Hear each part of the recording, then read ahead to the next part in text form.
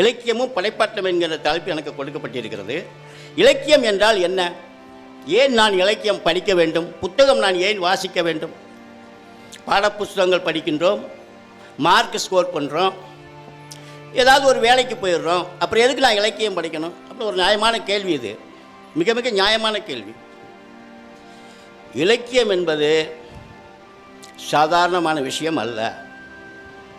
நம்முடைய முன்னோர்கள் 5 வகையாக நிலங்களை பிரித்து, குறிஞ்சி, முல்லை, மருதம், நெய்தல், பாலை என்று 5 வகையான நிலங்களை பிரித்து, அந்த 5 வகையான நிலங்களிலும் வாழ்கின்ற மக்களுடைய கலாச்சாரங்கள், பண்பாடுகள், அவர்களுடைய பழக்க வழக்கங்கள், அவர்கள் பயன்படுத்திய அத்தனை பொருட்கள், கிட்டத்தட்ட 2000-3000 வருஷத்திற்கு முன்னாடி உள்ள அந்த கலாச்சார விஷயங்களை எல்லாம் நமக்கு இலக்கியங்களாக ஆக்கி தந்ததனுடைய விளைவுதான் உலகம் முழுவதும் இன்று பல்லாயிரக்கணக்கான மொழிகள் பேசப்பட்டாலும் 6 மொழிகள் தான் செம்மொழி அந்தஸ்துள்ள மொழிகளாக அறிவிக்கப்பட்டிருக்கிறது. 6 மொழிகள் தான். கிரேக்கம், லத்தீன், எபிரானிக், சமஸ்கிருதம், சீனம். இந்த 6 மொழிகள் தான்.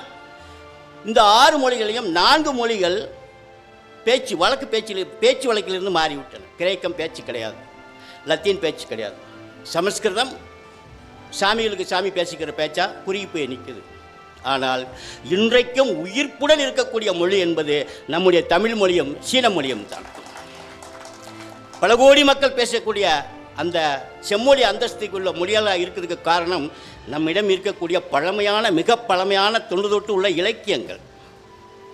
ஆக இலக்கியம் என்பது, நீங்கள் புத்தகத்துக்குள்ளே நுழைந்து போய்விட்டால் இலக்கியம் உங்களை தன்னம்பிக்கை உள்ளவனாக மாற்றும். முதலிலே இலக்கியம் உங்களை தன்னம்பிக்கை உள்ளவனாக மாற்றும், ஒரு பக்குவப்பட்ட மனிதனாக மாற்றும், உங்களுடைய ஒரு லட்சியத்தை நோக்கி திருப்பும். நுண்கலைகள் என்று சொல்லக்கூடிய பெர்ஃபார்மிங் ஆர்ட்ஸ் என்று சொல்லக்கூடிய நுண்கலைகள் குரு வச்சு நீங்கள் கற்றுக்கொள்ளலாம். டான்ஸ் கற்றுக்கலாம், ஓவியம் கற்றுக்கொள்ளலாம், சிற்பம் கற்றுக்கொள்ளலாம், விளையாட்டு கற்றுக்கொள்ளலாம். எல்லாத்துக்கும் நல்ல குரு இருந்தால் போதும். ஆனால் இலக்கியத்தை மற்றும் குரு வச்சு நீங்கள் கற்றுக்கொள்ள முடியவே முடியாது. அது சுயம்புவாக நீங்களாகத்தான் உருவாக வேண்டும். யாராலும் உருவாக்கவே முடியாது. வேண்டுமானால் நாங்கள் என்ன சொல்லுவோம், அந்த புத்தகத்தைப்படி, இந்த புத்தகத்தைப்படி, அவர்கள் இருந்தபடி, இப்படி திட்டத்தான் சொல்ல முடியுமே ஒழிய, ஆனால் குரு வச்சு கற்றுக்கொள்ள இயலாத ஒரு இலக்கியத்தை மிக மிக ஈஸியாக நீங்கள் கற்றுக்கொள்ளலாம். படைப்பாற்றல் என்பது ஒவ்வொருவருக்குள்ளும் ஒளிந்து கிடக்கிறது. ஏதோ நாங்கள்லாம் பிறக்கும் போதே தர்மன் நாவலிஸ்ட், ஷீல் கிடையாது, தேவதாஸ் டிரான்ஸ்லேட்டர், மொழிபெயர்ப்பாளர், அப்படிலாம் ஒன்றும் கிடையாது. நம்மளா உருவாக்கிக்கிறது தான் இலக்கியத்தை கற்றுக்கொள்வது என்பது. நம்மளாக லைஃப் எக்ஸ்பீரியன்ஸிலிருந்து நம்மளாக உருவாக்கி கொள்வது தான் ஒரு படைப்பாளியாக உருவாக்க முடியும். இந்த உலகம் அணுக்களால் ஆனது என்று விஞ்ஞானம் சொல்கிறது. ஆனால் ஜலாலுதீன் ரூமி என்கின்ற புகழ்பெற்ற கவிஞன் சொல்கிறான், இந்த உலகம் அணுக்களால் ஆனது அல்ல, மாறாக இந்த உலகம் கதைகளால் ஆனது என்று சொல்கின்றான். உண்மையும் அதுதான். நீங்கள் கிராமங்களுக்கு போனால் ஒரு ஒற்றை பனைமரம் இருந்தால் அதில் 10 கதைகள் இருக்கும். ஒரு பாலடைந்த கிணறு இருந்தால் அதில் 5-6 கதைகள் இருக்கும். ஒரு மரம் இருந்தால் அந்த மரத்து பக்கத்தில் ஒரு 3 கதைகள் இருக்கும். ஒரு குத்துக்கள் இருந்தால் அந்த குத்துக்களை சுற்றி 6 கதைகள் இருக்கும். உண்மை. ஆக எழுத்தாளர் என்பவன் வேறு ஒன்றுமே செய்ய வேண்டாம். ஏற்கனவே இருக்கின்ற கதைகளை உள்வாங்கிக் கொண்டு அதை கொஞ்சம் கொஞ்சம் கண்ணாம்பூச்சியெல்லாம் ஒட்டக்கிட்ட வச்சு மடைமாற்றி அதை புத்தகமாக, அதை சிறுகதையாக, நாவலாக வெளியிடுவதுதான் ஒரு படைப்பாளினுடைய வேலை. வேறு ஒன்றுமே பெரிய வேலையெல்லாம் எதுவுமே கிடையாது. ஓஷோ ஒரு கதை சொல்வான். நான் கல்லூரிகளிலே பேசுவதற்கு போகின்ற போதெல்லாம் இந்த கதையை நிச்சயமாக ஒரு சின்ன கதை சொல்வான். ஒரு நீண்ட ஒரு தெரு, அந்த தெருவில் ஒரு லாரியிலிருந்து ஒரு கரடுமுரடான ஒரு பாறாங்கல்லை ஒரு சிற்பி இறக்குகிறான். மிகவும் கரடுமுரடான ஒரு பாறாங்கல். இறக்கிய உடனே அந்த வேலையை அவன் ஆரம்பிக்கிறான், சிற்பத்தை செதுக்க ஆரம்பிக்கின்றான். போவோர் வருவோரெல்லாம் பார்த்து கொண்டும் பேசிக்கொண்டும் போய்கொண்டும் இருக்கிறார்கள். ஒரு நீண்ட ஒரு தெரு, போக்குவரத்து ஜனசந்தடி நிற்க ஒரு தெரு. ஒரு வாரம் 10 நாளில் மிக அற்புதமான ஒரு சிற்பத்தை அவன் செதுக்கி வெளியெடுத்து விட்டான். முதலிலே இறக்கிய கரடுமுரடான பாறாங்கலுக்குள்ளே இருந்து அதை அன்றாடம் பார்த்து கொண்டே போய்கொண்டிருந்த ஒரு பெரியவர் ஆச்சரியமாக பார்த்துவிட்டு அவனை பாராட்டுகிறார். நீ மகா கலைஞன், அற்புதமான ஒரு சிற்பி, இவ்வளவு நேர்த்தியான ஒரு சிற்பத்தை நீ செதுக்கி விட்டாயே, நான் உன்னை பாராட்டுகிறேன் என்று அந்த பெரியவர் அந்த சிற்பியை பாராட்டுகிறார். அதற்கு அந்த சிற்பி தன்னடக்கத்துடன் பதில் சொல்கிறார், பெரியவரை தயவு செய்து நீங்கள் என்னை பாராட்டாதீர்கள். ஏனெனில் நான் இந்த சிற்பத்தை வேறு எங்கிருந்தும் கொண்டு வரவில்லை. நான் முதலிலே இறக்கினேனே கரடு முரடான பாறாங்கல், அதற்குள்ளே தான் இந்த சிற்பம் இருந்தது. நான் அந்த பாறாங்களிலே தேவையற்ற சில பகுதிகளை நீக்கினேன், சிற்பம் வெளிப்பட்டு விட்டது. இதுதானே உண்மை? உண்மையும் அதுதான். அந்த கரடுமுரடான பாறாங்களுக்குள்ளே இருந்து தேவையற்ற சில பகுதிகளை அவன் நீக்கினான், உள்ளே இருந்த சிற்பம் வெளிப்பட்டு விட்டது. இதுதான் உண்மை. அது மாதிரி உங்கள் ஒவ்வொருவருக்குள்ளும் ஒரு அற்புதமான சிற்பம் ஒளிந்து கிடக்கிறது. குறிப்பாக மாணவ மாணவிகள், எழுத படிக்க தெரிந்த அனைவருக்குள்ளும் ஒரு அற்புதமான ஒரு சிற்பம் ஒளிந்து கிடக்கிறது. அந்த சிற்பத்தை வெளிப்படுத்துவதற்கு தடங்களாக இருக்கின்ற கரடுமுரடான விவரங்கள் என்ன? இதையெல்லாம் நீங்கள் நீக்கிவிட்டால் நீங்களும் ஒரு சிறந்த ஒரு கவிஞனாக, ஒரு நாவலாசிரியனாக, ஒரு மொழிபெயர்ப்பாளனாக, ஒரு ஓவியனாக நிச்சயமாக நீங்கள் வெளிப்படலாம். ஒரு அவுட்ஸ்டாண்டிங் பெர்சனாக நீங்கள் உங்களை அடையாளப்படுத்திக் கொள்ளலாம். அதற்கு தடையாக இருக்கின்ற விஷயங்கள், ஃபஸ்ட்டு நீங்கள் நேரம் போகவில்லை என்று என்டர்டெயின்மெண்ட் பொழுதுபோக்கு நிகழ்ச்சிக்குள்ளே நீங்கள் போய்விடுகிறீர்கள். உதாரணமாக தொலைக்காட்சி முன்னாடி உட்கார்ந்து நிறைய பொழுதுகளை நீங்கள் செலவழிக்கிறீர்கள். தேவையற்ற செல்போன்களை நீங்கள் பயன்படுத்தி கொண்டு தேவையற்ற நேரங்களை நீங்கள் செலவழிக்கிறீர்கள். இந்த மாதிரியான நேரங்கள் எல்லாம் செலவழிப்பதில் நீங்கள் புத்தகங்களை வாசிக்க ஆரம்பித்தாலே போதும். நீங்கள் புத்தகங்களை வாசிக்க அந்த தொலைக்காட்சி, செல்போன், இந்த தேவையற்ற நேரங்கள், என்டர்டெயின்மெண்ட்னு சொல்லக்கூடிய பொழுதுபோக்கு விவரங்கள்லாம் கொஞ்சம் கொஞ்சமாக குறைந்து நீங்கள் அதை வெறுக்க ஆரம்பித்து விடுவீர்கள். எல்லாருடைய வீட்டிலும் தொலைக்காட்சி இருக்கிறது. எல்லாருடைய வீட்டிலும் தொலைக்காட்சி இல்லாத வீடே கிடையாது. பார்க்கிறீர்கள், நானும் பார்க்கிறேன். இன்றைக்கு ஊடகத்தினுடைய தாக்கம் எந்த அளவுக்கு இருக்கிறது? ஊடகத்தினுடைய தாக்கம் தான் இன்னைக்கு எல்லோத்தையும் சீரழித்துக் கொண்டிருக்கிறது. குறிப்பாக இளைஞர்களை, மாணவ மாணவிகளை. இந்த ஊடக தாக்கத்திலிருந்து அவர்களை எப்படி வெளியே கொண்டு வருவது? 5 லட்சம் ரூபாய் சம்பளம் வாங்கி கொண்டு கிளிசிரனை கையிலே தடவி கண்ணிலே தடவி கொண்டு மூசு என்ற ஒரு நடிகை ஒரு தொடரிலே அழுகிறாள். இந்த தொடரை தொடர்ந்து பார்க்கக்கூடிய நம்முடைய மூதேவிகள் நடுவீட்டில் உட்காந்துட்டு மூசுன்னு அழுகுது. அப்போ அது எந்த அளவுக்கு அதனுடைய தாக்கத்தை நான் சொல்ல வர்றேன். அது ஒரு கதை, அது ஒரு பாத்திரம், அது ஒரு நிழல் என்கிற அந்த எண்ணத்துக்கு பதிலாக அவர்கள் அதோடு ஒன்றி போய் அதை பார்த்து அழுகுகின்ற அளவுக்கு ஊடகத்தினுடைய தாக்கம் என்று இருக்கிறது. சரி, இருக்கட்டும். நீங்கள் ஒரு புத்தகம் வாசிக்கிறீர்கள், ஒரு தொலைக்காட்சி நிகழ்ச்சியை பார்க்கிறீர்கள். அந்த புத்தகம் எழுதிய ஆசிரியனுக்கும் நீங்கள் பார்த்த அந்த தொலைக்காட்சி நிகழ்ச்சிக்கும் உங்களுக்கு மன தொடர்பு என்ன? என் புத்தகம் 500 ரூபாய்க்கு நீங்கள் வாங்கி படிக்கிறீங்க. என்னுடைய முகவரி இருக்குது, என் ஃபோன் நம்பர் எல்லாமே இருக்குது. நீங்கள் ஏன் என்னை தொடர்பு கொள்ளலாம்? என்னையா கதை எழுதியிருக்கிற, சொல்லணுமா வேண்டாமா? 500 ரூபா எனக்கு வேஸ்டியா? வளவளவளான்னு எழுதியிருக்கிற, ஒரு விஷயம் இல்லை, எழுதணும். என்னை பிச்சு எடுக்கணும், யாரும் செய்யறதில்லை. அதே மாதிரி ஒரு தொலைக்காட்சி நிகழ்ச்சி பார்க்குறீங்க, ஒரு பிற்போக்குத்தனமான ஒரு நிகழ்ச்சியை ஒளிவர பார்க்குறான். ஒரு விதவை, கணவன் விபத்தில் இறந்து விட்டார். 2 குழந்தைகளுடன் அவள் வாழ முடியாமல் அந்த 2 குழந்தைகளையும் கொன்றுவிட்டு தானும் தற்கொலை செய்கிறாள் என்று ஒரு நிகழ்ச்சியிலே, ஒரு கதையிலே, ஒரு தொடரிலே வந்தால் நீங்கள் என்ன செய்யணும்? அதையும் பார்த்து உச்சி கொட்டிட்டு பேசாமல் தான் போகிறீங்க. தயவு செய்து நண்பர்களே, உடனடியாக நீங்கள் பேனாவும் பேப்பரை எடுங்கள். உங்களுக்கு எது தடையாக இருக்குது லெட்டர் எழுதுவதற்கு? தொலைக்காட்சி நிகழ்ச்சிகள் நமக்காகத்தான் ஒளிபரப்பப்படுகின்றன. பக்கம் பக்கமாக எழுதுங்கள். இந்த மாதிரியான பிற்போக்குத்தனமான காட்சிகளை இனிமேல் நீங்கள் ஒளிபரப்பினால் உன்னுடைய சேனலை நாங்கள் பார்க்க மாட்டோம். இதெல்லாம் எந்த காலத்தில் உள்ள விவகாரம்? என்னுடைய தெருவிலே நீ வந்து பார். கணவன் இல்லாத ஒரு இளம் பெண் தன்னுடைய 2 குழந்தைகளையும் படிக்க வைத்து அரசில் உத்தியோகம் வாங்கி கொடுத்து, வீட்டு வேலைகள் பார்த்து அவளை படிக்க வைத்து அரசு உத்தியோகம் வாங்கி கொடுத்து இன்றும் கௌரவமாக வாழ்ந்து கொண்டிருக்கிற ஒரு குடும்பத்தை நான் அறிவேன். இப்படியான பிற்போக்கு நிகழ்ச்சிகளை நீங்கள் ஒளிபரப்பக்கூடாது என்று கண்டன கடிதங்களை எழுதுங்கள். இதுக்கு ஏதாவது உங்களுக்கு தடையாக இருக்குதா? பேப்பர் பேனா இல்லையா உங்கள்கிட்ட? பேப்பர் பேனா இல்லையா? சரி, ஒரு நல்ல ஒரு நிகழ்ச்சி வருது. ஒரு ஏழை தாய் கஷ்டப்பட்டு வீட்டு வேலைகள் செய்து நான் சொன்னது மாதிரி படிக்க வச்சு ஒரு நல்ல நிலைக்கு வந்துட்டான்னா பாராட்டி கருதி எழுதுங்க. அதுக்கு உங்களுக்கு எது தடையாக இருக்குது? நீங்கள் இப்படியெல்லாம் கடிதங்களை பத்திரிகைகளுக்கும் தொலைக்காட்சிக்கும் எழுதுகின்ற போது ஒரு விஷயத்தை நீங்கள் மனதிலே வைத்துக் கொள்ளுங்கள். நீங்கள் அங்கே அறிமுகமான வாசகராகவும் நேயராகவும் மாறிவிடுகிறீர்கள். நீங்கள் எழுதக்கூடிய கடிதங்களை படிப்பதற்கென்ற பத்திரிகை அலுவலகங்களிலும் தொலைக்காட்சி நிலையங்களிலும் தனியாக லாகாக்கள் உண்டு. ரேட்டிங் என்று சொல்லக்கூடிய எத்தனை கடிதங்கள் வந்திருக்கு, யாரெல்லாம் எழுதியிருக்கான்னு சொல்லி அங்கே ஒரு ஆய்வே நடக்கும்.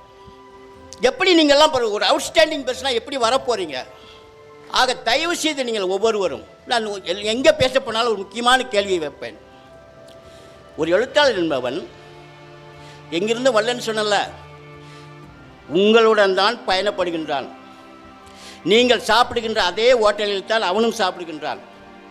நீங்கள் எந்த மருத்துவரை பார்ப்பதற்கு காத்து கிடக்கிறீர்களோ உங்களுக்கு பின்னாடி அவனும் காத்து கிடக்கிறான். நீங்கள் பார்க்கின்ற தொலைக்காட்சியை தான் அவனும் பார்க்கின்றான். ஆனால் அவன் பார்க்கின்ற, கேட்கின்ற, உணர்கின்ற ஒரு விஷயத்தை அவனால் ஒரு கவிதையாக, ஒரு கட்டுரையாக, ஒரு சிறுகதையாக, நாவலினுடைய பகுதியாக மாற்ற முடிகிறது. உங்களால் ஏன் முடியவில்லை? நீங்களும் அதே தான், உங்களுடன் தான் வாழ்ந்து கொண்டிருக்கான் ஒரு படைப்பாளி. இந்த கேள்வியை நீங்களும் கேட்டு பாருங்க. நாங்கள் புதுசாக எங்கே இல்லையா, சமூகத்தில் நடக்கின்ற, பார்க்கின்ற, கேட்கின்ற, உணர்கின்ற அவலங்களையும் சந்தோஷங்களையும் தான் நாங்கள் படைப்பாக மாற்றுகின்றோம். அதையெல்லாம் தான் நீங்களும் பார்க்குறீர்கள். ஆனால் உங்களால் அதை ஒரு படைப்பாக ஏன் மாற்ற முடியவில்லை? இந்த கேள்வியை நீங்கள் போட்டு பார்க்கணும். எனக்கு என்னுடைய ஆசான் கே ராஜநாராயணன் கற்றுக் கொடுத்த ஒரு விஷயம், இலக்கியம் படைப்பதற்கு பெரிய படிப்பு தேவையில்லை, எழுத படிக்க தெரிந்தால் போதும். அடுத்ததாக வரியிலே அவர் சொல்லுவார், நீ இலக்கியம் படைப்பதற்கு உலகம் முலாம் சுற்ற வேண்டிய அவசியம் இல்லை, உன்னை சுற்றி இருக்கின்ற மனிதர்களை உற்று கவனி, நூற்றுக்கணக்கான கதைகள் உனக்கு கிடைக்கும். அந்த அடிப்படையில் தான் எனக்கு ஆங்கில புலமையெல்லாம் கிடையாது. தேவதாசன் மாதிரி ஆங்கிலத்திலிருந்து தமிழுக்கு ஏகப்பட்ட நூல்களை மொழிபெயர்த்திருக்காரு. எனக்கு இங்கிலீஷில் என்னன்னு தெரியாது.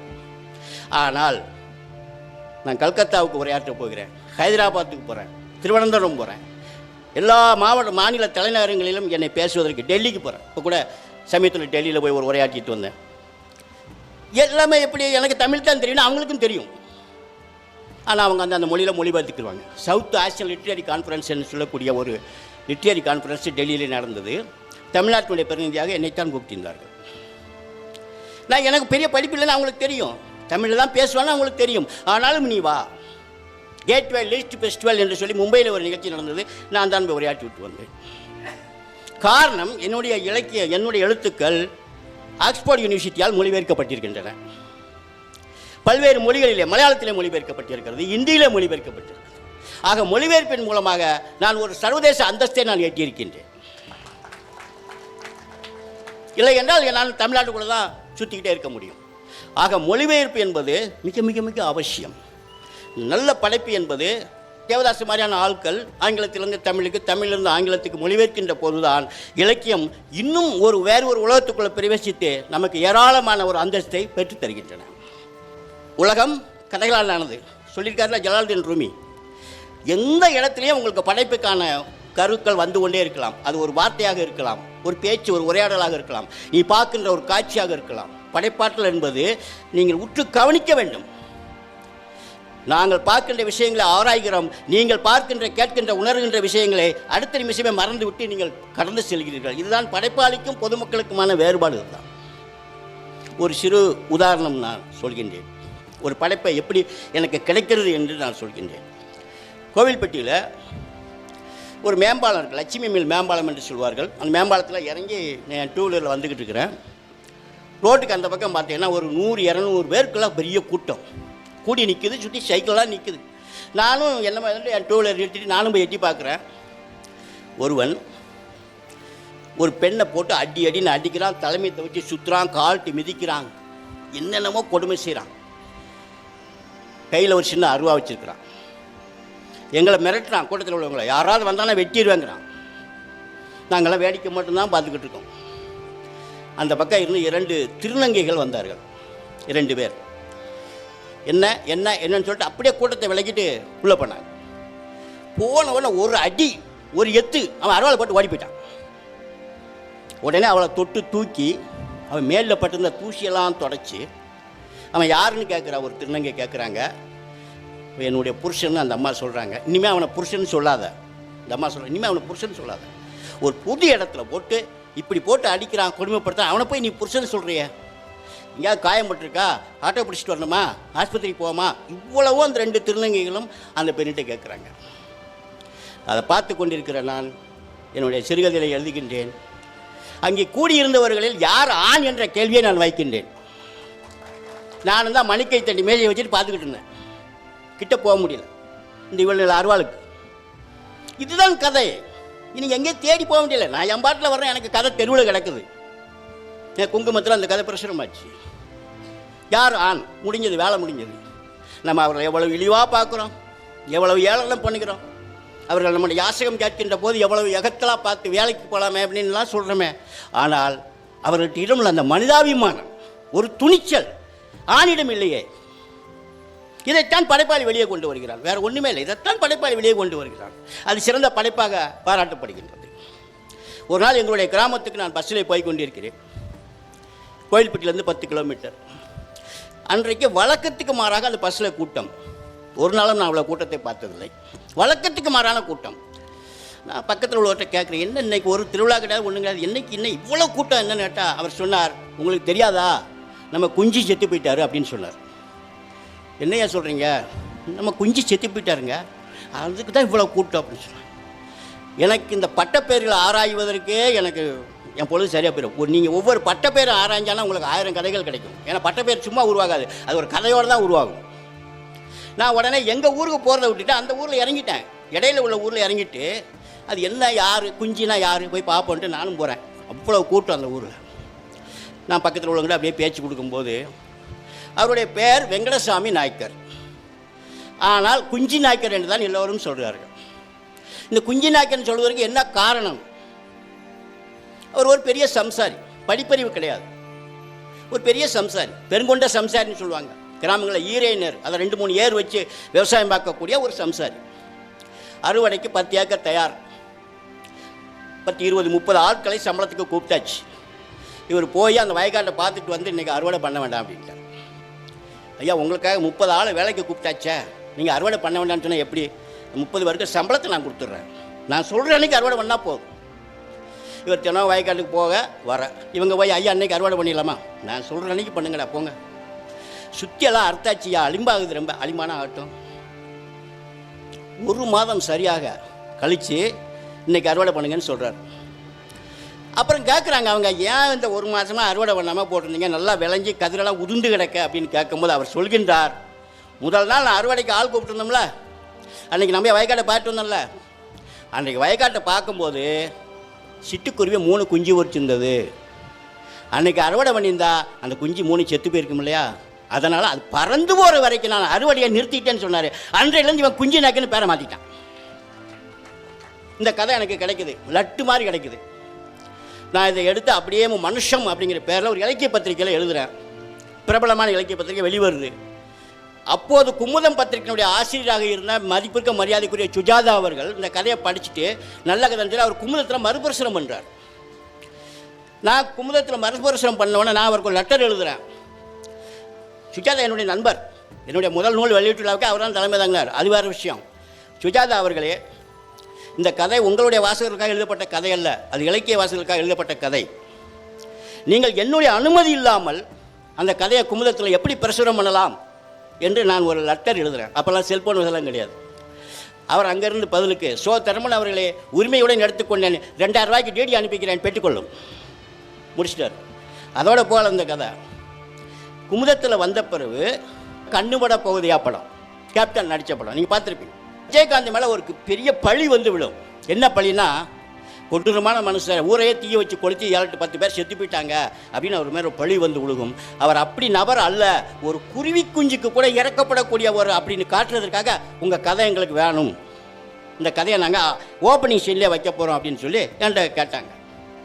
திருச்சியில் ஒரு ஹோட்டலில் ரூம் போட்டு பேசணும். ஒரு ஷாட்டு தான் வைக்கிறாங்க, ஒரே ஒரு ஷாட்டு தான். அதனால் உங்களுக்கு பணம் எவ்வளோ வேணும் அப்படின்னு கேட்டாங்க. எனக்கு அதை பற்றிலாம் தெரியல. எவ்வளோ கொடுப்பீங்க அப்படின்னு கேட்டேன்.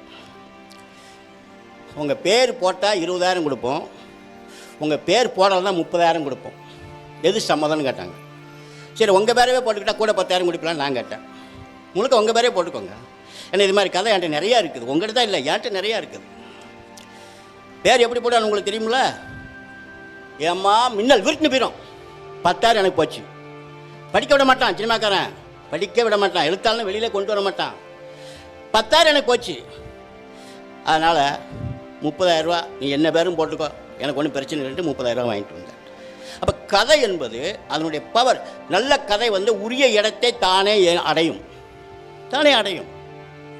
இப்போ இந்த கதை நான் இப்படியெல்லாம் ஆகும்னு நினச்சி நான் அந்த இடையில பசை விட்டு இறங்கி போனேன் இல்லையே. அதுக்கு ஒரு இடம் இருக்குது, அது போய் அடையும். அதே மாதிரி இன்னும் கதை அதாவது எல்லா படைப்பாட்டில் பற்றி தான் நான் பேசிக்கிட்டு இருக்கேன். ஒரு படைப்பு எப்படி உங்களுக்கு கிடைக்குங்கிறது பற்றி தான் பேசிக்கிட்டு இருக்கேன். எங்கேயும் கிடைக்கும் படைப்பு. நான் உங்கள் முன்னாடி உரையாற்றி கொண்டிருக்கின்ற சாகித்ய அகாடமி விருது வாங்கிய எழுத்தாளனாகிய நான் 14 முறை ஜெயிலுக்கு போயிருக்கிறேன். பயந்துராதீங்க, குற்றவாளியாக அல்ல, தொழிற்சங்க தலைவனாக, தொழிலாளர்களுக்காக போராடி ஒரு அரசு தலைவனாக உள்ள போயிருக்கிறேன். நான் பாளையங்கோட்டை ஜெயிலில் இருக்கின்ற போது நான் ஒரு தொழிற்சங்க தலைவன் என்பதும் ஒரு பொதுநல ஊழியர் என்பதும் அங்குள்ள அனைவருக்கும் தெரியும். ஆகவே எனக்கான ஒரு சில சுதந்திரங்கள் உண்டு. நான் ஜெயிலுக்குள்ளே போகிறதே ஆயுள் தண்டனை கைதியை கொலைக்கதியில் பார்த்து பேசுறதுக்காகத்தான் போகிறேன். ஏன்னா ஜெயிலில் இருக்கக்கூடிய ஒவ்வொரு கைதியும் ஒரு நாவல். சும்மா ஒன்று அவன் கொலை பண்ணிட்டு வரல, கொழுத்து போய் கொலை பண்ணலை. அவனுக்கான சில நிர்பந்தங்கள் இருக்குது, அவன் மக்களை நியாயம் இருக்குது.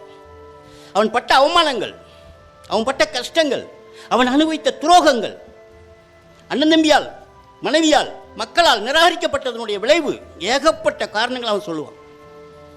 அப்படி நான் பேசிக்கிட்டு இருக்கும்போது ஒரு நாள் ஜெயில் சூப்பரண்ட் என்னை கூப்பிடுறதாக தகவல் வந்தது. தலைவர்லாம் கூப்பிட்றாங்க. நான் உள்ளே போனேன். ஒரு கடிதத்தை கொடுத்து இதை நீங்கள் படிங்க தலைவரேன்னு சொன்னார் ஜெயில் சூப்பரண்ட்டு. நான் அட்ரஸை பார்த்தோன்னே அவருடைய அட்ரஸ் முகவரி இருந்தது, 2 அட்ரஸ். ஐயா அது உங்களுக்கெல்லாம் கடிதம் வந்திருக்குண்ணே. எனக்கு தான் வந்திருக்கு, நீங்கள் படிங்க அப்படின்னு சொல்லி கொடுத்தாரு. அந்த கடிதத்தை படித்தால் அந்த கடிதம் ஆயுள் தண்டனை கைதியாக 12 ஆண்டுகள் இருந்து விடுதலை செய்யப்பட்ட இப்போது வெளியில் இருக்கக்கூடிய ஒரு கைதி எழுதின ஒரு கடிதம். அதில் எழுதுறாவன் யாரை வெட்டி போட்டு வந்திருக்கான், கூட பிறந்த தங்கச்சி மாப்பிள்ளையை தான் 2 வெட்டியிருக்கான். தங்கச்சி 3 குழந்தைகளுடன் தெருவில் நிற்கிறான், மனைவி 2 குழந்தைகளுடன் தெருவில் நிற்கிறான். அந்த 1 செகண்டில் அவன் மிருகமானதனுடைய விளைவு. அதாவது அறிவுபூர்வமாக சிந்திப்பதற்கு பதில் உணர்ச்சி பூர்வமாக சிந்திப்பது. நீங்கள் இலக்கியங்களை வாசித்தால் அறிவுபூர்வமான சிந்தனையை வலியுறுத்தும், உணர்ச்சியை கட்டுப்படுத்தும். அவன் சொல்லுகிறான், மூசு மூசுன்னு அழுவான். 5 நிமிஷம் நான் பேசினா மூசுன்னு அழுவான். அந்த கடிதத்தில் அவன் அந்த வெளியில் இருக்கிற கைதி எழுதியிருக்கிறான், என்னுடைய பெயர் என்ன பெயர், என்னுடைய ஊர் இந்த ஊர், நான் கொலை கைதியாக ஆயுள் தண்டனை கைதியாக ஜெயிலுக்குள்ளே வந்தேன், 12 ஆண்டுகள் தண்டனையை நான் அனுபவித்தேன், தனிமை செல்லிலே அனுபவித்தேன். ஒவ்வொரு நாளும் என்னுடைய மனைவியையும் என் குழந்தைகளையும் என் தங்கையையும் தங்கை குழந்தைகளையும் நினைத்து நான் ஒரு நிமிடத்தில் மிருகமான அந்த நேரத்தை நினைத்து நான் உறக்கமே இல்லாமல் அழுது கொண்டிருப்பேன். தூக்கம் என்பதே வராது. நள்ளிரவு நான் அழுது கொண்டிருக்கின்ற போது ஒரு பெருச்சாளி அந்த வழியாக போகும். நான் இப்பொழுது ஊரிலே நல்ல முறையில் இருக்கிறேன். விறகுகள் வெட்டி கரிமூட்டம் போட்டு கடைகளுக்கு விற்பனை செய்கின்றேன். என்னுடைய மனைவியையும் குழந்தையும் நன்றாக கவனித்துக் கொள்கின்றேன். தினமும் 4 பேருக்கு நான் வேலை கொடுக்கின்றேன். இப்படி என்னை திருத்துவதற்கு காரணம் ஒரு பெருச்சாளி எழுதுறான், ஒரு பெருச்சாளி. தயவு செய்து அந்த பெருச்சாலியை நீங்கள் கொண்டு விடாதீர்கள். அவனுடைய அந்த அடுத்த வரி அந்த கடிதத்தில், காவல்துறை என்பது குற்றம் நடந்தபின்னால் தலையிட்டு அவனை கைது செய்யக்கூடிய ஒரு அமைப்பு. நீதிமன்றம் என்பது அந்த குற்றத்துக்கு தக்கன தண்டனை கொடுக்கக்கூடிய ஒரு அமைப்பு. ஜெயில் என்பது நீதிமன்றம் நிர்ணயித்த தண்டனையை நிறைவேற்றி கொடுக்கக்கூடிய ஒரு அமைப்பு. இதில் எங்களை திருத்துவதற்கு எந்த அமைப்பு இருக்கிறதுன்னு ஒரு கேள்வி கேட்குறான். என்ன அற்புதமான கேள்வி பாருங்கள், அற்புதமான கேள்வியா. ஒரு ஜெயில் கைதியை அனுபவபூர்வமாக உணர்ந்து எழுதுகிறான். நான் தினமும் இரவு தூக்கம் வராமல் உழண்டு கொண்டு அழுது கொண்டிருக்கின்ற போது அந்த பெருச்சாளி அப்படி கிராஸ் பண்ணி போகும். நான் பார்க்கின்ற ஒரே ஜீவன் அது ஒன்று மட்டும்தான். வேறு சக கைதிகளை பார்க்கலாமே ஒழிய வேறு யாரையும் நான் பார்க்க முடியாது. அப்படி அந்த டெய்லி பெருச்சாளி போகின்ற காரணத்தினால் நான் என்ன பண்ணேன்னா, எனக்கு கொடுக்கின்ற உணவை நான் கொஞ்சம் மீதப்படுத்தி எடுத்துக்கொண்டு வந்து கம்பி வழியாக அதுக்கு போட்டு நானும் பெருச்சாலியை ஃப்ரெண்ட் ஆகிவிட்டோம். நான் ஜெயிலுக்குள்ளேருந்து அழுது கொண்டே என்னுடைய அந்த உணவை போட்டுக்கொண்டே என்னுடைய கதைகளை சொல்லி நான் அழுவேன். அது அந்த உணவை கொறித்து கொண்டு கேட்டுக்கொண்டே இருக்கும். அப்புறம் கொஞ்ச நாள் கழித்து நான் ஒரு சவுண்டு கொடுத்தாலே வந்துடும். ரொம்ப டேஸ்ட் ஃப்ரெண்ட் ஆகிட்டோம். ஒரு சவுண்டு கொடுத்தா வந்துடும். தயவு செய்து அந்த பெருச்சாலியை நீங்கள் கொன்று விடாதீர்கள். எழுதிட்டு, என் போன்ற கொடூரமான குற்றவாளிகளை எந்த லத்திக்கம்பாலும் திருத்த முடியாது, எந்த காவல்துறையாலும் திருத்த முடியாது, எந்த நீதிமன்றத்தாலும் திருத்த முடியாது, எந்த ஜெயிலாலும் திருத்த முடியாது. தயவு செய்து அவன் ஜெயிலிலே தண்டனை அனுபவிக்கின்ற போது அவனுடன் வாழ்வதற்கு ஒரு கிளி குஞ்சு கொடுங்கள், ஒரு மைனா குஞ்சு கொடுங்கள், ஒரு எலி குஞ்சு கொடுங்கள், ஒரு அணில் குஞ்சியாவது கொடுங்கள். அது அவனை திருத்தி விடும். அன்புக்காக ஏங்குறான் அவன், வேற ஒன்றுமே இல்லை. அன்புக்காக எனக்கு ஒரு ஜீவன் வேணும். நீ தனிமை ஜெயிலில் போட்டு அவனுக்கு பனிஷ்மெண்ட்டுங்கிற பேரில் கொடுத்தாப்புல திருத்த முடியாதுங்கிறான் அவன். இது அப்படியே லட்டு மாதிரி நான் ஜெயிலேருந்து வெளியே வரும்போது எட்டு வந்தேன். 44 அப்போ உள்ளே இருந்தேன், 3 ரிமாண்டு. வெளியில் வந்த உடனே நாடகமாக்கினேன். இதை நாடகமாக்கி வடிகால் அப்படிங்கிற பேரில் நாடகமாக்கி அழுந்து அடியோ திருநெல்வேலியை கொடுத்தேன். அவங்க சார் கொஞ்சம் பொறுங்கன்னு சொல்லிட்டு ஒரு வாரம் 10 நாள் கழித்து ஒரே நேரத்தில் 8 ஸ்டேஷனில் அதை ஒளிபரப்புனாங்க. பாண்டிச்சேரி, காரைக்கால், சென்னை, கோயம்புத்தூர், திருச்சி, மதுரை, திருநெல்வேலி, நாகர்கோவில். இந்த ஒவ்வொரு நிலையத்திலிருந்தும் அந்த அரை மணி நேரத்துக்கு 2500 ரூபா வீதம் எனக்கு பணம் ஒரு 20-25 ரூபா வருமானம் வந்துச்சு. நான் ஜெயிலுக்கு போனதுக்குள்ள பரிசு. அது கதை எங்கெங்கெல்லாம் கிடைக்குன்னு தான் சொல்ல வரேன் நான். படைப்பாற்றல் என்பது எல்லாருடையும் நிறைந்து கிடைக்கிறது. படைப்பாற்றல் இல்லாத ஆட்களே கிடையாது. சமீபத்தில் நான் சாகித்ய அகாடமி விருது வாங்கியவுடன் எனக்கு ஒரு 46 போஸ்ட் கார்டு ஒரே இதாக கட்டி ஒரு பள்ளிக்கூடத்துலேருந்து வந்துச்சு. வெம்பூர், அருப்புக்கோட்டை ஒரு ரூட்டில் இருக்குது. வெம்பூருங்கிற ஊரில் இருந்து 46 கடிதங்கள் 9ஆவது வகுப்பு படிக்கக்கூடிய மாணவ மாணவிகள் எழுதின ஒரு கடிதம். என்னை பாராட்டி ஒரே பொட்டலமாக கொண்டு வந்து போஸ்ட் பண்ணி கொடுத்தார். சந்தோஷமாக இருந்தது. என்னென்னமோ எழுதியிருக்கிறாங்க, தாத்தாவுக்கு வாழ்த்துக்கள் படம் போட்டிருக்காங்க, என் மேசியெல்லாம் அப்படி இப்படி போட்டு வச்சுருக்காங்க, என்னென்னமோ போட்டிருக்காங்க. நான் ஒரு போஸ்ட் கார்டு வாங்கி, உங்கள் கடிதம் கிடைத்தது, எனக்கு ஒரு நாள் ஓய்வு கிடைக்கும் போது நிச்சயமாக நான் உங்களுடைய பள்ளிக்கு வந்து உங்களை எல்லாம் சந்திப்பேன்னு சொல்லி ஒரு போஸ்ட் கார்டு போட்டு விட்டுட்டேன். அப்புறம் ஒரு மாதம் கழித்து நான் அங்கே அந்த பள்ளிக்கூடத்துக்கு வர தகவலை சொல்லிவிட்டு நான் போனால் நமக்கு 46 பேர் தான் லெட்டர் எழுதியிருக்கான்னு சொல்லிட்டு 1 கிலோ சாக்லேட்டு, ஒரு 4 டஜன் கேக்கு அந்த 46 பேருக்கு கொடுக்கணுன்ட்டு வாங்கிட்டு நான் போகிறேன். அவங்க என்ன பண்ணிட்டாங்க, நான் அந்த ஊரில் வெம்பூருங்கிற ஊரில் அன்றைக்கு பள்ளிக்கூடத்துக்கு விடுமுறை விட்டு ஊர் மக்களெல்லாம் திரட்டி இது மாதிரி பெரிய சபை நான் பந்தல் போட்டு பேண்ட் செட்டோடு எனக்கு வரவேற்பு கொடுக்குறாங்க. சந்தோஷமாக இருந்தது. நான் அன்று 1.5 மணி நேரம் அந்த மாணவர்களுடன் நான் செலவிட்டேன். படைப்பாட்டில் பற்றி தான் இப்போ சொல்ல வர்றேன். 1.5 மணி நேரம் மாணவர்களுடன் செலவிட்டு சின்ன சின்ன புதிர்கள் கணக்கெல்லாம் போட்டு ஒவ்வொருத்தருக்கும் 50 ரூபா 100 ரூபாய்னு பரிசெல்லாம் கொடுத்து ரொம்ப சந்தோஷமாக இது பண்ணிவிட்டு நான் எங்கே பேச போனாலும், கல்லூரியாக இருந்தாலும் சரி, மேல்நிலை பள்ளியாக இருந்தாலும் சரி, நான் பேசி முடித்தனால் கேள்வி நேரம் கட்டாயம் நான் கொடுப்பேன். நான் பேசியதை ஒட்டி நீங்கள் என்ன கேள்வி வேணுமாலும் கேளுங்கள், நான் எனக்கு தெரிந்தவளை பதில் சொல்கிறேன் என்று. அதே மாதிரி அந்த பள்ளிக்கூடத்தில் நான் சொன்னேன், மாணவ மாணவிகளே நீங்கள் கதை தெரிந்தாலும் வந்து சொல்லலாம் அல்லது என்னிடம் கேள்விகள் கேட்கலாம் என்று நான் சொன்னேன். உடனே நான் யாரும் வரமாட்டான்னு நினச்சேன். ஒரு சின்ன பையன் 7 படிக்கிற பையன் 13-12 விருட்டு வந்தான். ஐயா நான் ஒரு கதை சொல்லட்டுமா, அதுக்கு தண்டா உன்னை வர சொல்லி சொல்லுடா அப்படின்னு. காக்காய்க்கும் கல்யாணம். சரி, திடீர்னு போலீஸ் வந்து ஒரு காக்காயை அரெஸ்ட் பண்ணி போயிட்டாங்க, எதுக்குன்னு சொல்லுங்க அப்படின்னு கேட்டான். இல்லை இது கதையாடா அப்படின்னா. ஆமாம் இது கதை தான், நீ பெரிய எழுத்தாளர். அவன் சொல்கிறான், நீ பெரிய எழுத்தாளர் தான் சொன்னீங்க, இதுக்கு சொல்லுங்க அப்படின்னா. எனக்கு தெரியலடா அப்படின்னா. இப்போ நான் சொல்லட்டுமா, சொல்கிறானே அந்த காக்கா தான் சார் வடகலவாண்ட காக்கா, அது மேலே எஃப்ஐஆர் இருக்குது, இன்றைக்கி கல்யாணத்தில் வந்து மாட்டிக்கிட்டாருன்ட்டான். இது ஏன் சொல்கிறேன், ஏற்கனவே இருக்கிற கதையை அந்த முறுகி ஒடிச்சு அவன் ஒரு கிரியேட் பண்ணியிருக்கான் பார்த்தீங்களா, இதுதான் படைப்பு, வேறு எதுவும் படைப்பு கிடையாது. ஏற்கனவே நமக்கு அந்த கதை தெரியும், ஆனால் அவன் பாருங்கள் அவன் இஷ்டத்துக்கு அந்த கதையை ஒடிச்சு மாட்டியிருக்கான். இவன் சொல்லி முடித்தோம். இன்னொரு பையன் வந்தான், ஒரு 9th படிக்கிற பையன். சார் நானும் ஒரு காக்கா கதை சொல்கிறேன் அப்படின்னு சொன்னேன்.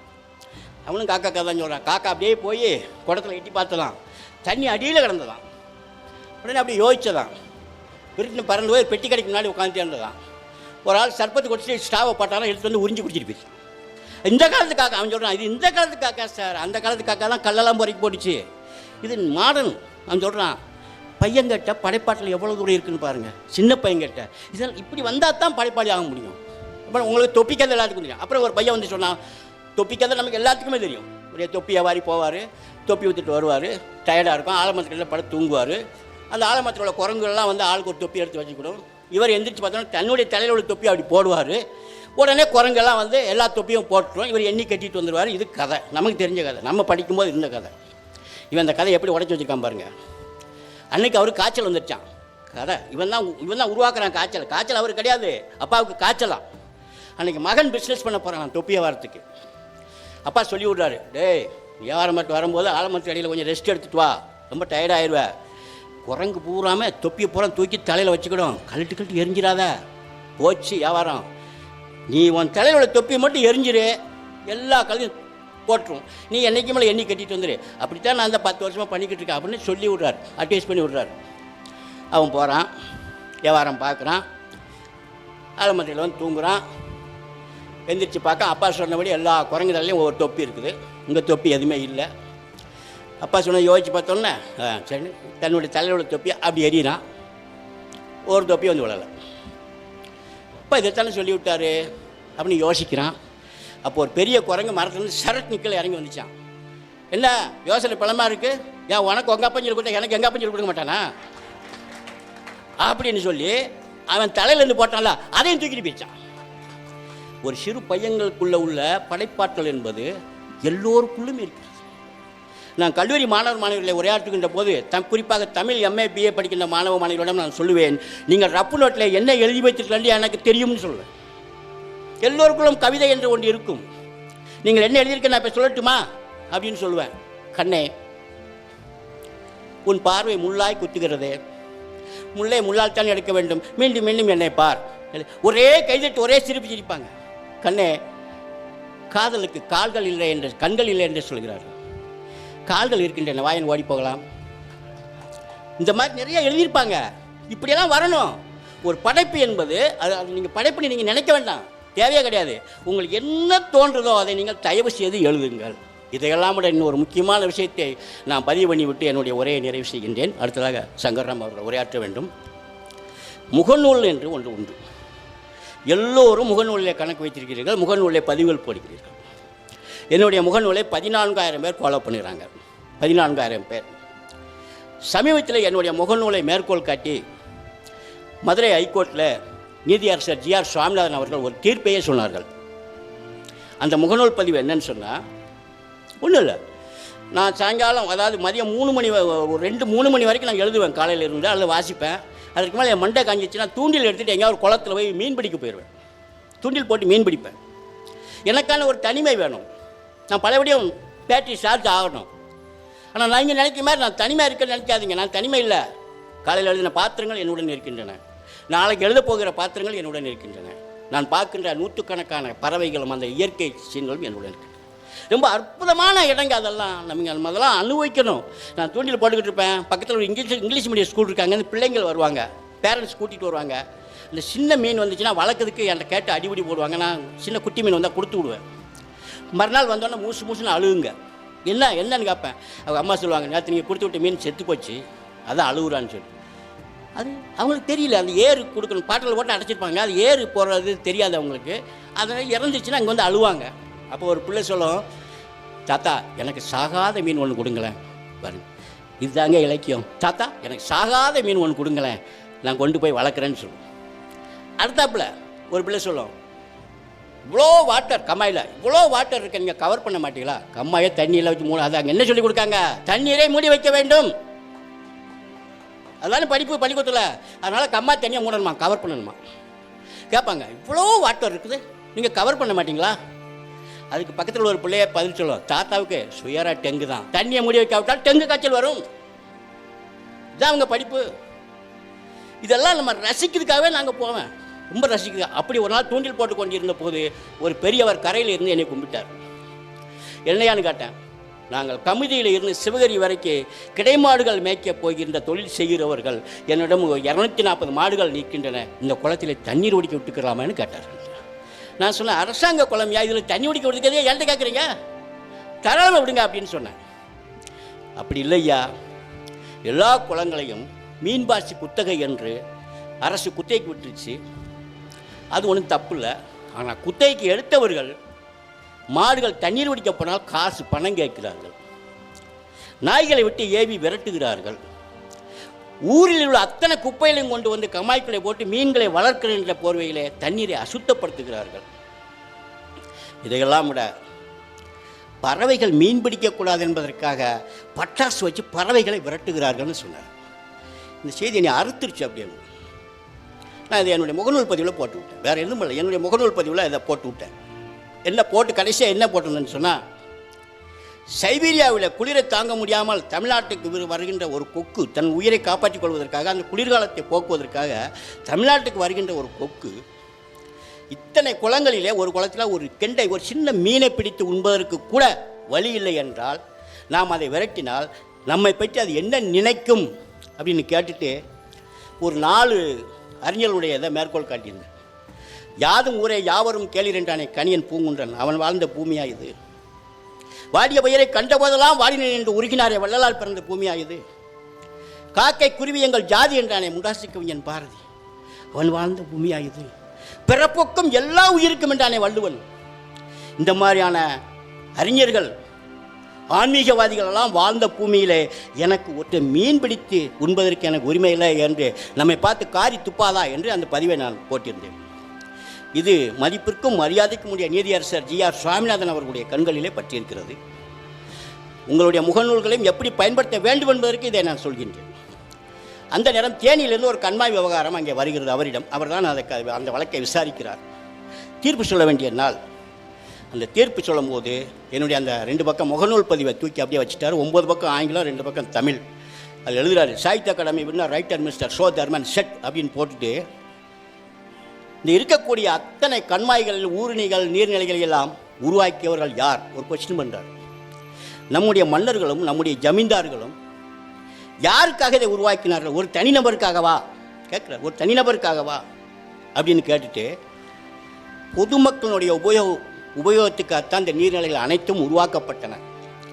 ஆகவே இதுவரை உள்ள அந்த குத்தகை சட்டத்தை நான் ரத்து செய்கிறேன், புதிய சட்டத்தை உருவாக்கு. அவர் சொல்றார், புதிய சட்டத்தை உருவாக்கு, பொதுமக்களுக்குள்ள உரிமையை நிலைநாட்டு, கால்நடைகளை தண்ணீர் ஒடுக்க விடாமலும் குளத்தை மாசுபடுத்துவர்கள் மீதும் குற்ற நடவடிக்கை எடு, பறவைகளை மீன்பிடிக்க விடாமல் பட்டாசு வச்சு விரட்டினால் அவர்கள் மீது கிரிமினல் நடவடிக்கை எடு என்று சொல்லி ஒரு உத்தரவை போட்டு இதுவரைக்கும் அந்த சட்டத்தெல்லாம் ரத்து பண்ணிட்டாரு. இப்போ புது சட்டத்தை உருவாக்கிக்கிட்டு இருக்கு நம்முடைய அரசு. இந்த தீர்ப்புக்காக கமுதி, ராமநாதபுரம், மதுரை போன்ற மாவட்டங்களிலே கால்நடை வளர்ப்போர் சங்கத்தின் மூலமாக எனக்கு ஒரு பெரிய பாராட்டு கூட்டமே நடத்தினார்கள். ஆக உங்களுடைய முகநூல் பதிவு என்பது நீங்கள் தயவு செய்து சாதாரணமாக நினைக்காதீர்கள், அது பொழுதுபோக்காக நினைக்காதீர்கள். யாரையும் புண்படுத்தக்கூடிய கேலி கிண்டலெல்லாம் பண்ணி எனக்கு என்னுடைய முகநூல் மூலமாக எத்தனை காரியங்களை நான் சாதித்திருக்கிறேன் என்று சொன்னால் அதெல்லாம் ரொம்ப நேரமாகிவிடும். இன்னொரு நிகழ்ச்சியில் நாம் விரிவாக பேசலாம். நன்றி.